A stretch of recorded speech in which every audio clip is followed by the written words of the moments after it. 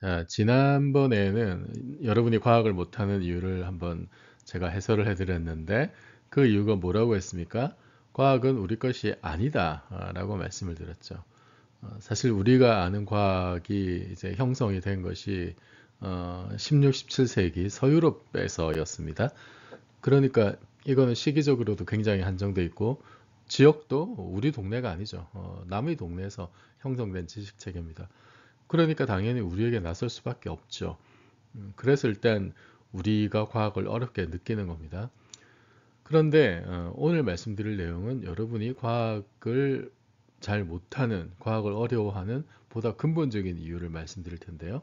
어, 그 형식적인 정답은 똑같습니다. 과학은 우리 것이 아니기 때문에. 과학은 우리 것이 아니라서 여러분이 과학을 어려워하고 과학을 못하는 건데, 그런데 우리 것이 아니라는 것이 또 다른 의미가 있습니다. 저번에 말씀드린 것 말고 또 다른 어떤 본질적인 어떤 그 내용. 그것이 뭐냐면 이겁니다. 과학은 인간의 것이 아닌 자연의 것이라는 거예요. 과학은 인간을 위해서 뭔가 만들어진 어떤 그런 인간 세상에 대한 그런 이야기가 아닙니다. 과학은 자연에서 일어나는 일을 기술하는 지식 체계죠. 그런데 자연에서 일어나는 일들이 인간하고는 사실 크게 관련이 없는 경우가 많아요. 인간도 자연의 일부이긴 합니다만 극히 일부에 불과하죠. 극히 일부에 불과하기 때문에 우리가 자연의 다른 모든 현상을 당연히 다 알 수가 없습니다.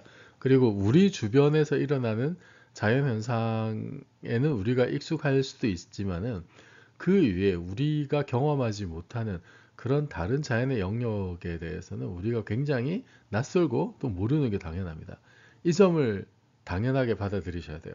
과학은 우리 게 아닌 거예요. 우리에 대한 이야기가 아닙니다. 우리와는 전혀 다른 자연 전체에 대한 이야기입니다. 따라서 어려울 수밖에 없어요. 이 점을 잊지 마시기 바랍니다.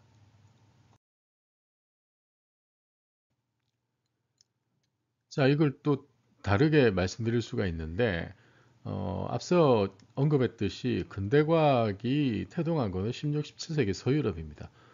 그러면은 사실 이게 인류 역사 전체를 보면 굉장히 좀 늦은 시기죠, 그죠? 16, 17세기니까. 이렇게 늦은 시기에야 태동한 이유가 뭐냐면은 그만큼 자연의 근본 원리를 직관경험으로 이해하기 어려웠기 때문이에요. 역설적으로. 사실 뭐 17세기에 이제 뉴턴이 나타나면서 근대과학이 이제 뭐 거의 완성이 된 건데 뉴턴 역학이 형성이 되면서 그 이전까지는 아리스토텔레스의 세계관이 지배하고 있었습니다. 기원전 한 300여 년부터 대략 뭐 1600년대까지니까 거의 이제 2000년 가까이 서양의 어떤 지식 체계, 뭐 철학 이거를 완전히 다 지배한 게 아리스토텔레스인데 아리스토텔레스의 어떤 자연관, 역학관 이런 것이 우리 인간의 어떤 그 직관 경험과 굉장히 비슷했어요. 그래서 그 체계가 2000년을 간 거거든요. 그거를 깨뜨리는 과정이 사실 근대과학이 형성된 과정이고 저번에 한번 말씀드렸던 과학혁명이 일어난 과정입니다. 그래서 이거는 역설적으로 말씀을 드리자면은 그만큼 우리가 자연의 기본 원리 그것을 우리가 직관적으로 이해할 수 없었고 뭔가 베일에 가려져 있었다. 그렇기 때문에 그 오랜 시간 동안을 아리스토텔레스가 지배할 수 있었고 정말로 자연의 어떤 기본 법칙들을 알게 된 것은 아리스토텔레스 이후에 2000년이나 지나서 가능했다는 겁니다. 그러니까 이거를 우리가 좀 인정을 해야 된다. 자연에서 일어나는 일들을 우리가 직관적으로 이해할 수 없는 거다 원래. 그래서 과학은 어려운 거다. 이 점을 일단은 받아들이면 좋겠습니다. 자, 한 가지 대표적인 사례를 들자면은 이런 게 있죠. 피사의 사탑. 갈릴레오 갈릴레이가 여기서 낙하 실험을 했다는 이러한 사실이 아니라는 게 정설입니다. 근데 어쨌든 뭐 이 경우를 생각을 한번 해봅시다. 볼링공하고 나뭇잎. 이 둘을 떨어뜨리면 어떻게 될 것인가? 여러분 이미 정답을 다 알고 있죠? 정상적인 초중고 교육 과정을 마치신 분이라면 이게 어떻게 떨어지는지 알고 있을 겁니다. 하지만 실제 낙하를 시켜보면 어떻게 됩니까? 피사의 사탑에서 정말로 이 둘을 떨어뜨렸다. 그러면은 이렇게 떨어지죠. 당연히 볼링공이 먼저 떨어지고 나뭇잎은 굉장히 천천히 떨어지게 될 겁니다. 이게 우리 직관 경험하고 일치하는 현상이죠. 이것이 사실 아리스토텔레스가 얘기했던 바이기도 하고 무거운 물체가 가벼운 물체보다 더 빨리 떨어진다. 그래서 우리가 사실 일상생활에서 아무 생각 없을 때는 무거운 게 빨리 떨어지는 거 아니야? 이걸 당연하게 생각합니다. 이건 너무나 우리에게 익숙한 경험적으로 또 당연하게 여기는 그런 현상이죠. 하지만 갈릴레오는 그렇지 않다는 거를 이제 추론으로 알게 됩니다. 그렇게 아리스토텔레스를 논박을 하죠. 어, 무거운 물체와 가벼운 물체는 동시에 떨어진다라고 이제 주장을 하면서 아리스토텔레스의 2000년 체계를 무너뜨리게 됩니다. 그래서 교과서에서 가르치는 정답은 뭡니까? 이거죠. 둘 다 똑같이 떨어진다는 거예요. 물론 지금 이 애니메이션이 아주 디테일이 정확하진 않습니다. 떨어지면서 속도가 더 증가해야 되는데 그런 건 구현이 안 됐어요. 근데 어쨌든 둘이 동시에 떨어진다. 여기에서 집중해서 보자면은 이게 정서적으로 사실 와닿진 않으실 겁니다. 저도 그래요.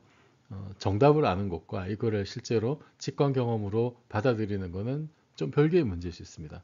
여러분이 이거 말고 실제로 볼링공과 뭐 깃털 이거를 진공 상태에서 자연학화하는 실험을 담은 영상이 있는데 그걸 한번 찾아보세요. 정답을 알고 봐도 정말 믿기지 않습니다. 오, 진짜 저러네. 이게 무려 400년 전에 갈릴레오가 밝혀낸 그런 사실이고 이걸로 근대 과학이 토대를 닫게 된 그런 중요한 어떤 갈릴레오 사고 실험인데 그런데 지금 봐도 참 이게 좀 믿기지 않는 그런 구석이 있습니다. 이게 과학이에요. 자연의 것이고 이건 우리 것이 아니기 때문에 그 근본적인 원리를 알게 되면 뭔가 낯설고 이해하기 힘들고 그런 것이 자연의 본질이고 과학의 본질입니다. 과학이 우리 인간의 것이 아니고 자연의 것, 우주의 것이다 라는 이야기를 조금 다른 각도에서 이렇게 이해할 수도 있어요. 어, 자, 1543년에 코페르니쿠스가 천구회전에 관하여라는 책을 씁니다. 여기서 지구 중심설이 태양 중심설로 바뀌죠. 코페르니쿠스가 한 일은 그저 태양과 지구의 위치를 바꾼 것밖에 없습니다. 그런데 이것이 과학혁명의 어떤 그 기폭제가 되는 그런 사건으로 다들 알고 있죠. 이것이 왜 중요하냐면은 저는 이렇게 이해합니다. 지구가 더 이상 우주의 특별한 행성이 아니게 된 거예요. 태양 중심설이 제기가 되면서 그 전에 지구 중심설에서는 지구가 우주의 중심인 거잖아요. 우주의 중심은 굉장히 특별한 위치입니다. 지구가 우주의 중심이면 지구는 굉장히 특별한 행성이 되는 거예요. 그런데 코페르니쿠스는 지구를 우주의 중심에서 변방으로 쫓아내버렸단 말이에요. 그러니까 그냥 지구는 아주 평범한 원 오브 댐이 돼버린 겁니다. 더 원에서. 이것이 굉장히 중요한 어떤 그 발상의 전환이 되는 겁니다. 지구가 더 이상 특별하지 않다는 거예요. 우주의 중심도 아니고. 그런데 이런 비슷한 일이 언제 또 있었냐면은 1859년 다윈이 종의 기원을 썼을 때입니다. 어, 근대적인 그 진화 이론이 나온 게 이제 이때죠. 다윈의 그 자연 선택에 의한 진화. 여기서 중요한 메시지가 어떤 겁니까? 인간이 더 이상 자연의 특별한 존재가 아니라는 거예요. 뭐 하나님이 만들었다라든지 그런 게 아니라 그냥 다른 생물 종하고 본질적으로 다르지 않다는 겁니다. 뭐 옆에 보이는 원숭이하고 우리 인간하고 조상이 같다. 옛날에 공통 조상했을 때 이런 이야기잖아요. 이거를 이제 받아들이기 힘드니까 종교인들이 저때도 이제 굉장히 반대를 많이 했습니다. 우리가 뭐 원숭이의 후손이냐 막 이런 좀 잘못된 오해해서 그런 이야기들도 하기도 했었는데 인간이 더 이상 특별한 존재가 아니라는 거예요. 본질적으로는. 그러니까 지구가 더 이상 특별한 행성이 아닌 것이 이제 인간 종에게까지 확장이 된 거죠. 종의 기원 때문에. 이것이 좀 더 적극적으로 가장 넓게 확대된 게 뭐냐면은 다중우주입니다. 다중우주. 다중우주가 뭐 20세기에도 다중우주 개념이 전혀 없었던 것은 아닌데 21세기와 더불어서 좀 여러 가지 뭐 모티브들이 이렇게 좀 나타나면서 많은 과학자들이 관심을 가지게 됐습니다. 다중우주는 우주가 여러 개 있다는 거죠. 그 중에 우리의 유니버스는 그 중에 여러 가지 멀티버스 중에 하나이다. 이 얘기인데 그러면은 지금까지 맥락을 이어보면 다중우주는 이런 이야기죠. 우리 우주가 더 이상 특별한 우주가 아니라는 거예요. 그럼 이게 뭔가 연결이 되죠. 지구가 더 이상 특별하지 않고 인간이 더 이상 특별하지 않고 우리 우주가 더 이상 특별한 우주가 아니고 20세기 초까지는 사실 우리 은하수은하가 우주 전체라고 생각했던 적도 있었습니다. 하지만 1920년대 우리 은하도 여러 개 은하 중 하나라는 게 이제 밝혀지게 돼요. 그것도 같은 맥락이죠. 그러니까 사실 과학의 역사를 보면은 저런 코페르니쿠스의 어떤 생각들, 특별하지 않은 평범함의 원리, 이런 것이 확장된 어떤 그런 역사라고 볼 수 있습니다. 그래서 제가 과학을 몇십 년 연구하면서 얻은 교훈 중에 하나가 이제 이런 거예요. 과학 역사는 인간을 끊임없이 원오브댐으로 만들어 온 역사다.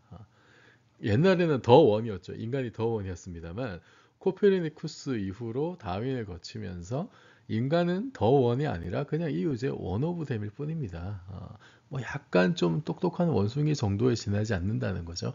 스티븐 호킹도 그런 비슷한 얘기를 한 적이 있습니다만 어, 그러니까 과학을 배운다는 것은 인간으로서 좀 뭐 자부심을 가질 수는 있겠습니다만 겸손한 마음을 가지는 게 일단 중요하지 않는가.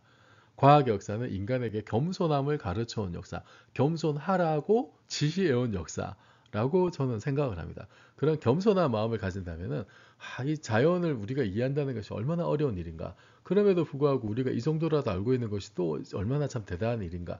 라는 어떤 겸손함에서 나오는 자부심을 가질 수 있지 않을까. 이런 마음을 가진다면 우리가 과학이 너무 어렵다, 어렵게 느껴지는 것도 그냥 이제 자연스럽고 당연하게 받아들일 수가 있는 거예요. 저는 그것이 과학의 본질을 이해하는 어떤 중요한 출발점이지 않을까라고 생각합니다.